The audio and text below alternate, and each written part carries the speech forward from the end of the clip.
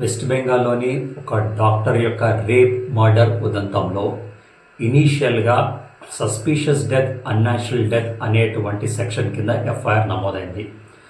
అయితే సబ్సిక్వెంట్గా సెక్షన్ 64 అలాగే సెక్షన్ 103 అంటే రేప్ అండ్ మర్డర్ అనేటువంటి అఫెన్సెస్ కింద ఎఫ్ఐఆర్ నమోదు చేశారు.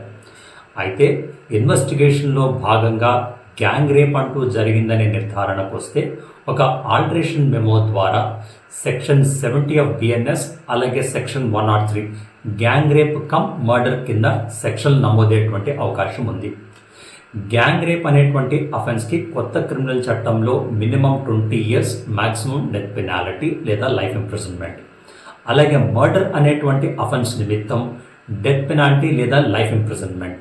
సో ఏ విధంగా చూసుకున్నా సరే ఇక్కడ గ్యాంగ్ రేప్ జరిగినా జరగకున్నా సరే నిందితునికైతే ఖచ్చితంగా మరణశిక్ష అనేటువంటి పడుతుంది. కేసెస్లో మారిన చట్టం ప్రకారం అంటే భారతీయ నాగరిక సురక్షా సంహిత కొత్త చట్టం ప్రకారం ఆర్గ్యుమెంట్స్ అంటూ కంప్లీట్ అయితే ఆర్గ్యుమెంట్స్ కంప్లీట్ అయినటువంటి 30 రోజుల్లోపు ఖచ్చితంగా జడ్జ్మెంట్ అలాగే డిగ్రీ అనేది డెలివర్ చేయాల్సిందే. అయితే ఎప్పుడైతే సెషన్స్ కోర్టులో మరణశిక్ష విధిస్తారో ఖచ్చితంగా హైకోర్టు దాన్ని ధృవీకరించాల్సిందే. హైకోర్టు కూడా ధృవీకరించినట్లయితే అది అపీల్ ద్వారా సుప్రీంకోర్టు కూడా వెళ్తుంది. అయితే సెషన్స్ కోర్టు నుండి హైకోర్టు కావచ్చు, హైకోర్టు నుండి సుప్రీంకోర్టు కావచ్చు, అపీల్ ద్వారా వెళ్ళినప్పుడు ఆ అపీల్ని సంబంధిత కోర్టు అంటే హైకోర్టు లేదా సుప్రీంకోర్టు 6 నెలల్లోపు ఖచ్చితంగా డిసైడ్ చేయాలి.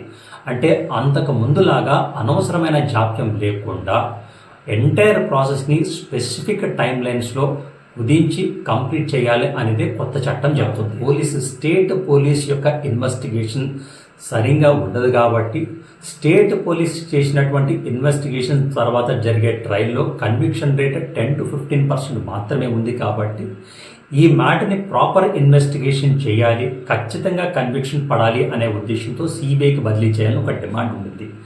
అయితే స్టేట్లో జరిగినటువంటి ఒక అఫెన్స్ని స్టేట్ గవర్నమెంట్ బదిలీ చేయొచ్చు. స్టేట్ గవర్నమెంట్ కానీ బదిలీ చేయకున్నట్లయితే సంబంధిత రాష్ట్ర హైకోర్టు లేదా సుప్రీంకోర్టు స్టేట్ పోలీస్ నుంచి సిబిఐకి బదిలీ చేసేటువంటి అవకాశం ఉంది. అదే ఇక్కడ జరిగింది. కలకత్తా హైకోర్టు ఈ మాటని సిబిఐకి బదిలీ చేయడం జరిగింది. సిబిఐ యొక్క ఇన్వెస్టిగేషన్ చాలా పకడ్బందీగా ఉంటుంది.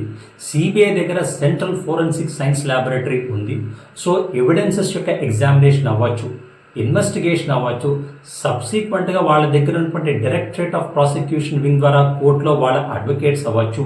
ఇవన్నీ కూడా చాలా పకడ్బందీగా ఉండి అక్కడ కన్విక్షన్ రేటు కూడా 65 to 70% ఉండటం వల్ల సిబిఐకి బదిలీ చేయాలనే డిమాండ్ ఉండింది. అందువల్లే ఈ కేసును సిబిఐకి బదిలీ చేశారు. నిర్భయ యాక్ట్ అనేది ఒక ప్రత్యేక చట్టమో కొత్త చట్టమో కాదు. ఈ చట్టం ద్వారా అప్పటి ఐపీసీ, సిఆర్పిసి, ఇండియన్ ఎవిడెన్స్ యాక్ట్లో కొన్ని మార్పులు తీసుకొచ్చారు. అది ఒక అమెండ్మెంట్లా. అది నిర్భయ ఉదంతం తర్వాత వచ్చింది కాబట్టి దాన్ని నిర్భయ చట్టం అంటూ ఉంటారు. అయితే కొత్త చట్టం వచ్చిన తర్వాత ఇక నిర్భయ చట్టమో ఆ చట్టమో అవన్నీ కూడా అబ్సల్యూట్ అయిపోయినట్టే. ఒకప్పుడు 376A, AA, AB ఇలా చాలా సెక్షన్లు ఉండేవి.